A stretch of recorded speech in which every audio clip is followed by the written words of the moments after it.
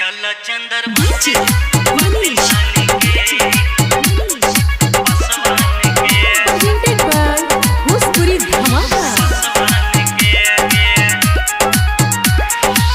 जादू कादो कइले बाड़े पिया बबुआन के सोच खियले सातू गम छापे सन के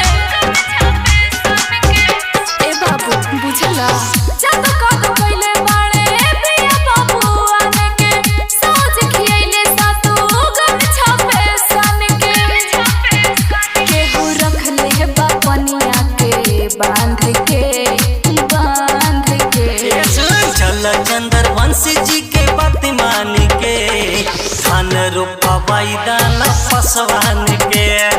चल चंद्रवंशी जी के बात मान के धान रोपाई दाना पसवान के जबरदस्ती बका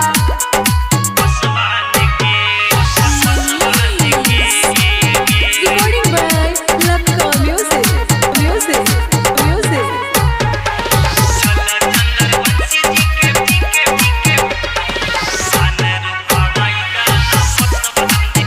पहले से ले ले बानी लाला जी से पैसा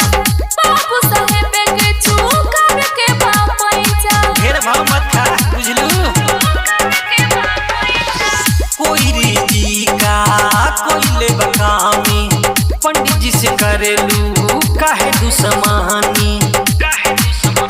अगिरो पम मिसिर महान के चल चंद्रवंशी जी के बात मान के धान रोपाई दाना पसवान के चल चंद्रवंशी जी के बात मान के धान रोपाई दाना पसवान के बुझले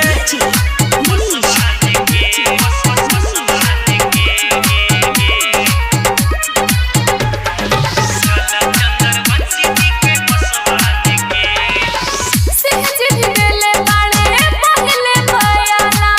करी कैसे बोली रवि दास जी के माना